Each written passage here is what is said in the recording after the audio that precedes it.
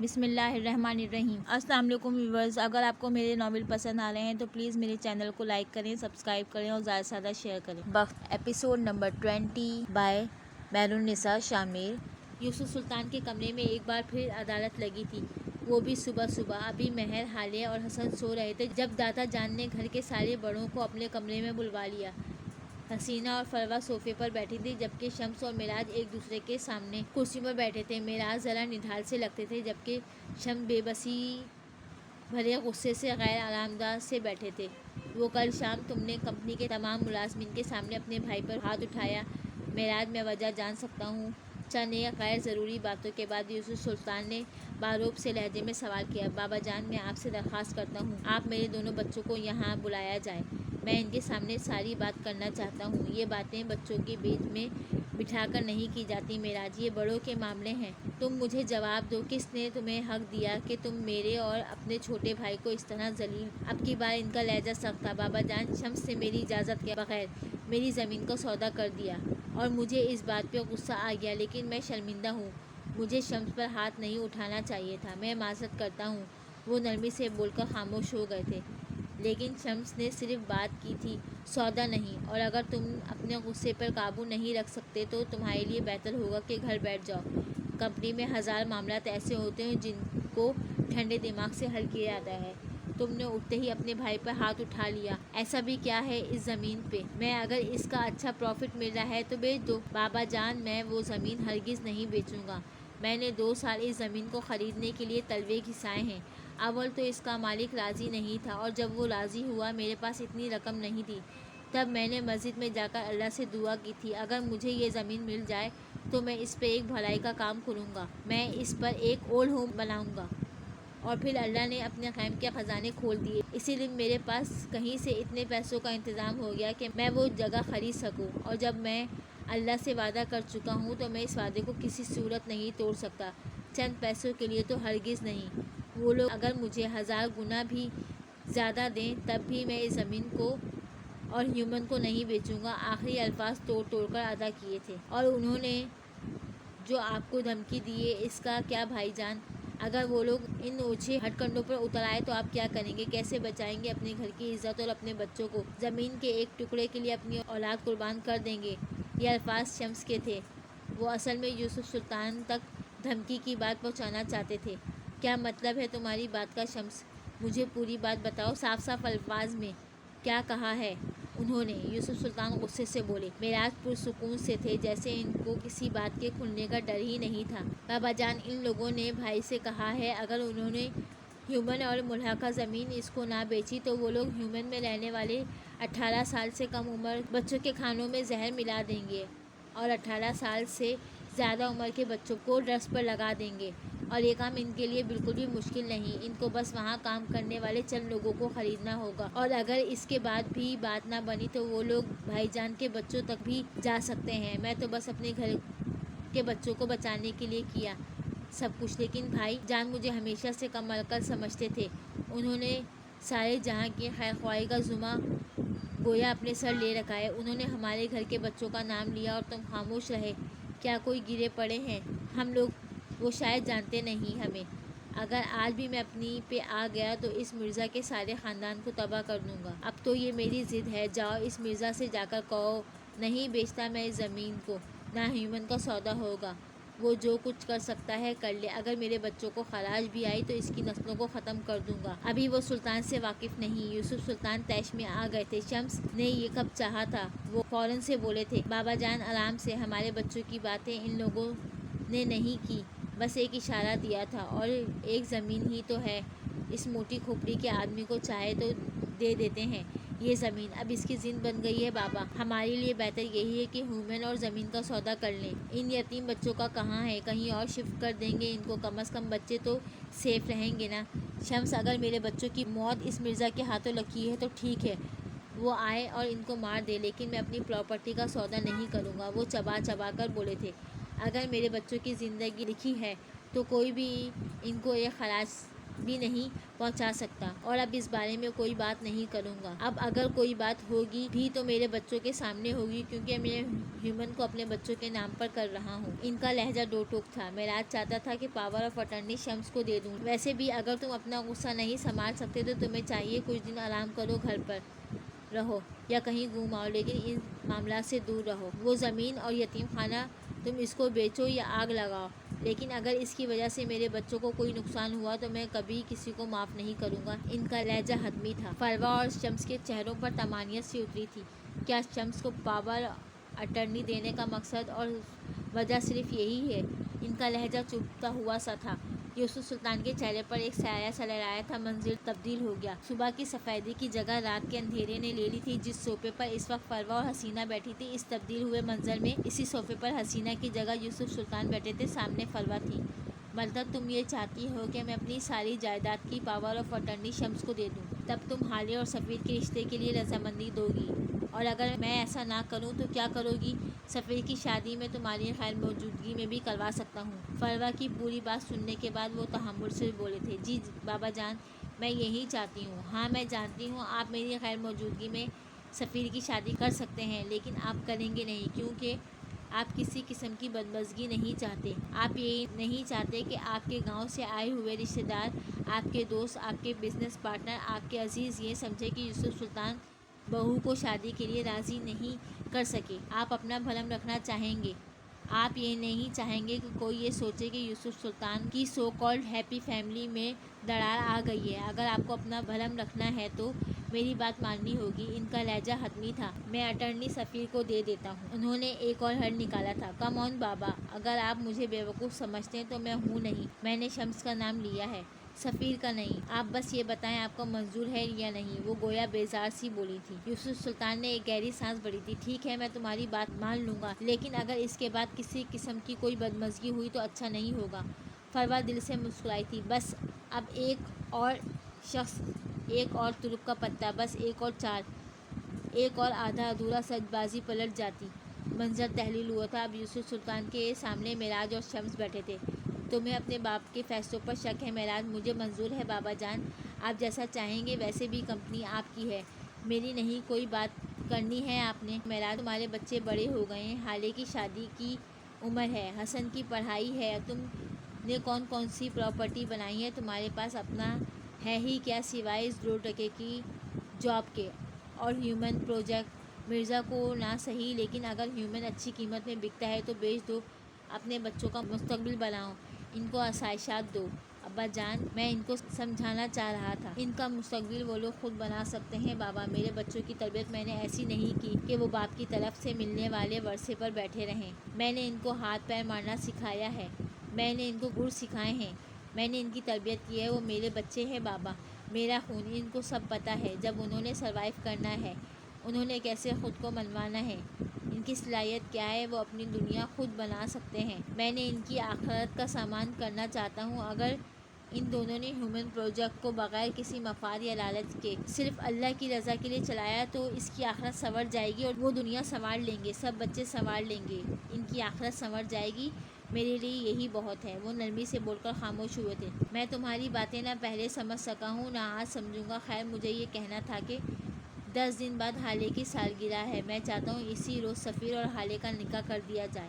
فروا اور شمس کو کوئی اعتراض نہیں۔ حالے سے میں بات کر لوں گا۔ کیا تم میرے فیصلے سے اتفاق کرتے ہو؟ وہ معراج کو دیکھتے پوچھ رہے تھے۔ نہیں، مجھے کوئی اعتراض نہیں، لیکن حالے سے بات کرنی ہوگی مجھے۔ معراج سلطان سنجیدگی سے بولے تھے۔ لیکن بابا جان، بہت سے کام کرنے ہوں گے، ابھی تو ہماری کوئی تیاری بھی نہیں، کچھ وقت تو چاہیے ہوگا نا ہمیں۔ حسینہ اس سارے وقت میں پہلی بار بولی تھی۔ بھابھی، سب کچھ مل کر لیں گے، پریشان نہ ہوں آپ۔ فروا مسکرا کر بولی تھی۔ باقی کسی کو کوئی اعتراض نہیں تھا۔ یوسف سلطان جیسے کھل اٹھے تھے۔ ان کی سب سے بڑی خواہش پوری ہونے والی تھی۔ انہوں نے خوش تو ہونا ہی تھا۔ معراج خاموشی سے اٹھ کھڑے ہوئے تھے۔ ان کا دل بوجھل سا تھا۔ وہ جب لاؤنج سے آئی تو حسن کسی اخبار میں منہ دیے بیٹھا تھا۔ وہ آس پاس بھی کافی اخبار اکٹھے کر رکھے تھے۔ وہ ایک اخبار کو کھنگالتا اور پھر واپس رکھ دیتا۔ وہ اپنے کام میں اتنا مہوے تھا کہ حالے کی آمد کا پتہ نہیں چلا۔ اے چھلے ہوئے آلو، یہ تمہیں اخبار پڑھنے کا شوق کب سے جاگ گیا؟ وہ تب سے اس کے बराबर वाले सोफे पे बैठते हुए बोली थी। इसने सब्ज रंग की घुटनों तक आती शर्ट के साथ सब्जी बड़े पैंचों वाली शलवार पहन रखी थी। बाल जूड़े में बांधे रखे थे। सियाह आंखों में अब भी नींद थी। देख रहा हूँ चची जान की खुशखुश धमाके की खबर कहाँ छपी है। चलो धमाका नहीं सही, कैसे खुदकुशी की छाप देते हैं। लेकिन नहीं, इन अखबार वालों से कुछ नहीं होगा। इतने संजीदा आजमान में बोला था कि हाली ने इसको घूर कर देखा। भला चच्ची क्यों करेंगी ऐसा बदतमीज़, जैसे घुरका था।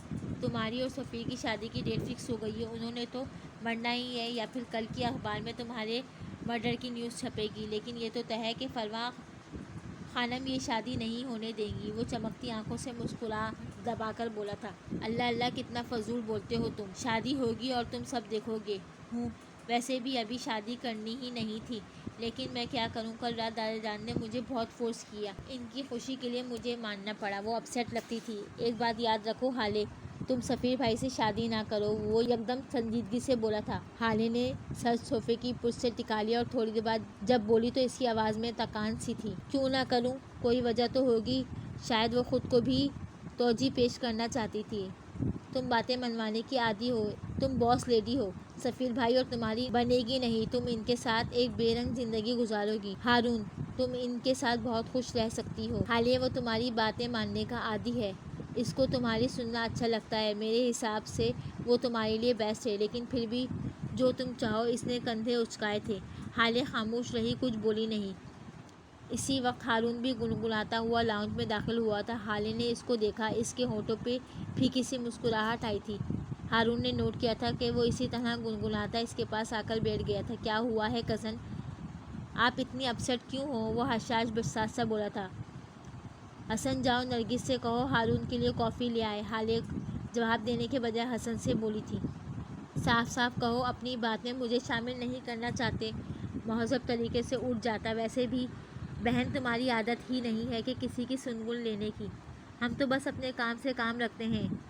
वो मोहल्ले की फसादन आंटियों की तरह नकल उतारता बोला था, लेकिन हाले की जानिब से कोई जवाब न पाकर खामोशी से उठ गया। अब के हारून को परेशानी थी। कुछ तो हुआ है। क्या हाले, मुझे बताओ। इस सफ़ीर ने कुछ कहा? कुछ बोलो भी। इसकी गिरे आंखों में वाज़ेह फिक्र थी। वो मुझे तंग करने लगा है हारून, पता नहीं क्यों। मुझे लगता है जैसे मुझसे गलती हो गई है। मैं जल्दबाजी कर बैठी। वो सफ़ीर नहीं जिसको मैंने पसंद किया था, जिससे मैंने शादी करना चाही थी। तुम्हें पता है रात उन्होंने मुझ पर इतना शाउट किया जस्ट बिकॉज मैंने इनकी कॉल पिक नहीं की। इनको लगता है मैं जानबूझकर ऐसा करती हूँ ताकि मेरी वैल्यू बढ़े। और बाबा और चचा के बीच जो कुछ भी हुआ है इस बारे में मेरे बाबा से बात करनी चाहिए। ये इन दोनों का भाइयों का मसला है, मैं बीच में क्यों पड़ूं? कल इस 40 मिनट की कॉल पे उन्होंने इतना कुछ बोला कि मैं शक में मुब्तला हो गई। वो शराब पीते हैं, इनकी कई कई लड़कियों से दोस्तियां हैं। हम दोनों बहुत अलग हैं।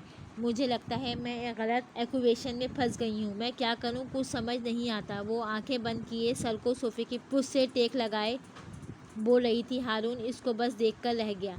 इसको छोड़ दो हाले, ख़त्म कर दो ये ताल्लुक़। आगे जाकर वो तुम्हें बहुत हर्ट करेगा। वो तुमसे मोहब्बत नहीं करता। इसने खुद ये बात मुझसे कही है। तुम मेरा यकीन करो, बस तुमसे मुतासिर हुआ है और कुछ नहीं। वो बस तुम्हें वो कुछ और भी कहता कि अपने अकब से इस आने वाली आवाज़ पर खामोश हो गया। ओह, तो ये क्लासेस तुम इससे लेती हो, ग्रेट। इस आवाज़ पर हाले करंट खाकर सीधी हुई थी। सफ़ीर लाउंज के दहाने पर खड़ा चुपती नज़रों से इन दोनों को देख रहा था। तुम हमारी ज़ाती बातें इसको बताती है और ये इसकी इतनी ज़रूरत ये तुम्हें मेरे ख़िलाफ़ बहकाए। हाले अफसोस हो रहा है मुझे तुम पर। मैं यहाँ तो तुमसे रात की सारी बातों पर माफ़ी मांगने आया था और तुम यहाँ मेरे ख़िलाफ़ महाज खोले बैठी हो। सफ़ीर, बात को गलत रुख मत दें। हम बस बात कर रहे थे और मैं कोई बच्ची नहीं हूँ जो किसी की बातों में आ जाऊँ। वो नरमी से बोली थी। वो इस वक्त झगड़ा नहीं चाहती थी, जबकि हारून उठ खड़ा हुआ था। मैं चलता हूँ, तुम दोनों बात कर लो, ओके। वो नॉर्मल लहजे में बोलता सफ़ीर के पास से गुजरने लगा। जब सफ़ीर ने इसकी कोहनी को पकड़ा, साथ नरगिस को आवाज़ें देने लगा। हाले छुपती नज़रों से इसको देखती रही। सफ़ीर, तुम मुझे जाने दो, दोनों अपने मसले हल कर लो। मैं कोई झगड़ा नहीं करवाना चाहता। इसी वक्त नरगिस प्लेट में मिठाई लिए इनके पास आई थी। सफ़ीर साहब, माज़रत, दरअसल मैं मिठाई लेने किचन में गई थी। हारून साहब की अम्मी आई है ना, तो इनके लिए जी। वो इसको लंबे जवाब देने की आदत सी थी। इसीलिए तो बुलाया है तुम्हें। नरगिस मिठाई ही तो चाहिए थी, वो मुस्कुराते हुए बोला था और साथ एक गुलाब जामुन उठाकर हारून के सामने किया था। ये किस खुशी में? हारून नागवाई से बताइए, ये लो खाओ तो सही। इसने जबरदस्ती इस गुलाब जामुन को हारून के मुंह में ठूंसा था। हाले को सफ़ीर की हरकत पर गुस्सा आ रहा था, लेकिन कुछ बोली नहीं। हम दोनों की शादी फिक्स हो गई है, 10 दिन बाद निकाह है हमारा। इसी की मिठाई है ये। वो बज़ाहिर मुस्कुरा था, लेकिन आंखों में तपिश सी थी। हारून शाहिद ने अपनी ज़िंदगी में इतना कड़वा गुलाब जामुन नहीं खाया था। इसने बेख्तियार अपनी कोनी छुड़ाई थी और तेज़ तेज़ सुल्तान मंजिल के दरवाजे की जानिब बढ़ गया था। दूसरी तरफ हाले और सफ़ीर एक दफ़ा फिर आमने सामने थे। आपने क्यों इसके साथ बैर बांध लिया है? वो मेरा दोस्त है, इसको हर्ट होता है तो मुझे भी बुरा लगता है। वो मुझे आपके ख़िलाफ़ नहीं भड़काता, कोई नहीं भड़का सकता। मैं अपना जहन, अपना दिमाग रखती हूँ, मुझे फ़ैसले करने आते हैं। कोई मेरी उंगली पकड़कर मुझे चलना नहीं सिखाता। सफ़ीर, आप मेरी एक बात ज़हन नशीन कर लिए, आप आइंदा हारून से और मुझसे इस लहजे में बात नहीं करेंगे। इसका लहजा दो टुकड़ा। सफ़ीर ने जब बात बिगड़ते देखी तो खुद ही नरम पड़ गया। Okay, I am sorry. इसने जैसे हार मान ली। मैं परेशान था यार कल से, इसलिए बस थोड़ा रिएक्ट कर गया। मैं अपनी हर गलती का अज़ाला करने को तैयार हूँ। मैं मानता हूँ मैं गलत हूँ। देखो यार, हमारी शादी होने वाली है। ये छोटी छोटी बातों को अगर दिल में जगह देंगे तो बहुत मुश्किल हो जाएगी। हम आज बाहर डिनर करने चलेंगे। ओके, बड़े पापा से बात कर चुका हूँ, मैंने इजाज़त ले ली है। अब तुम मना मत करना प्लीज़, वो इल्तिजाया अंदाज में बोला था। आपने डिनर मेरे साथ करना था या बड़े पापा के साथ? वो होश खफा थी। सफ़ीर मुस्कुराया था, इसकी भूरी आंखें चमक उठी थी। सारे जवाब रात को डिनर पर दूंगा। इस वक्त मैं एक मीटिंग के लिए लेट हो रहा हूँ। एक बात और, शाम 7 बजे तक मैं ड्राइवर को भेज दूंगा, तुम प्लीज़ आ जाना। ओके? वो कोई जवाब देती कि इसका मोबाइल बजने लगा। झिंगा कॉलिंग, ये क्यों कॉल कर रहा है? अच्छा ओके, मैं आ जाऊँगी। इसने सफ़ीर की तरफ देखे बगैर कहा। वो भी लेट हो रहा था, इसलिए खामोशी से चला गया। हाले ने कॉल पिक की थी। हाँ बोलो, किधर हो तुम और कॉल क्यों कर रहे हो? मेरे कमरे में आ जाओ अभी इसी वक्त। फंसी फंसी सी आवाज़ आई थी। क्यों? मैं तुम्हारी नौकर लगी हूँ, तभी तो गई थी। यार आ जाओ प्लीज़, मैं मुसीबत में हूँ। वो रहांसा सा हो गया। हाले ने जवाब दिए बगैर कॉल काट दी और ऊपर की तरफ जाने लगी। जब इसने शाहिद, हुसैन और हारून को सामने से आते देखा, वो भागकर इनके करीब गई थी। शाहिद इसको देखकर मुस्कुराए। वो इनके पास जाकर इनके सीने से लग गई थी। शाहिद ने इसके बालों को चूमा था। I miss you so much मामू जान, वो इनसे अलग होते हुए बोली थी, जबकि इन दोनों के हाथों को पकड़ रखा था। मैंने भी तुम्हें बहुत मिस किया था। उन्होंने इसके हाथ ऊपर करके चूम लिए थे। इसीलिए तो एक चक्कर भी नहीं लगाया हमारी तरफ। इतने मसरूफ़ हैं कि मेरे लिए भी वक्त नहीं निकाल सके। लड़की, अब तो आ गया हूँ ना, सारा दिन साथ गुजारेंगे, अब खुश? वो थोड़ी देर वहाँ खड़े रहने के बाद शाहिद अंदर की जानिब बढ़ गए थे और हाले हारून के साथ हसन के कमरे में चली गई। वो दोनों एक कैफ़े में एक दूसरे के आमने सामने बैठी थी। ये कैफ़े एक खुली जगह पर बनाया गया था, खुले आसमान के नीचे। ऊपर कोई छत नहीं थी, बस आसमान था, आग बरसाता आसमान। हर टेबल के साथ एक छतरी नुमा कोई चीज़ लगी थी। इसको खोलो तो वो आपके ऊपर साया कर देती है और आपको झुलसाती धूप से बचा लेती है। महर ने नीले रंग का प्रिंटेड लॉन का सूट पहन रखा था, कानों में टॉप्स, बालों की ऊंची सी पोनीटेल बना रखी थी। वो उदास थी, इसके बरक्स फरवा फ्रेश सी थी।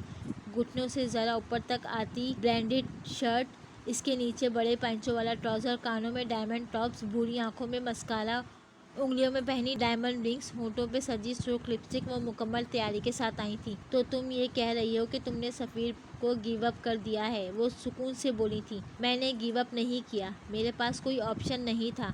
मुझे अब्बा का प्यार चाहिए था। मैं मामा के एहसानों तले दबी हुई हूँ। हाले से बहुत मोहब्बत है मुझे, मैं इसको हर्ट नहीं कर सकती। इसका लहजा थका थका सा था। तुम कुर्बानी दोगी, लेकिन फिर भी तुम्हें यूसुफ सुल्तान की मोहब्बत नहीं मिलेगी। जब तक हाले इस घर में है तब तक तो बिल्कुल भी नहीं। इसके होते हुए तुम्हें पूछेंगे भी नहीं। अभी इनका वादा नया नया है, इसलिए वो तुमसे बात करते हैं, तुम्हारी लाई हुई चीज़ें खामोशी से ले लेते हैं।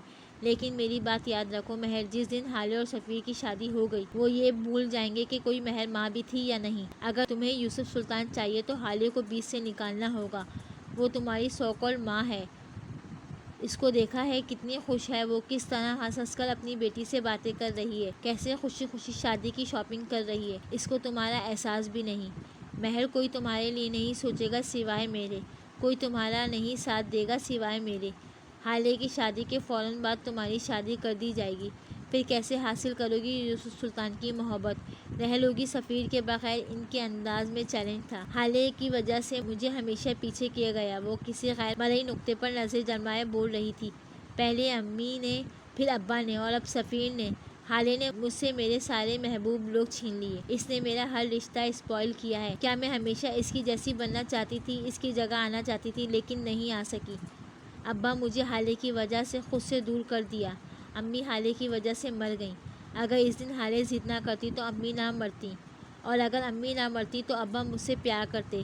سفیر نے مجھے حالے کی وجہ سے چھوڑا، لیکن میں وہ ضائع ہنسی تھی۔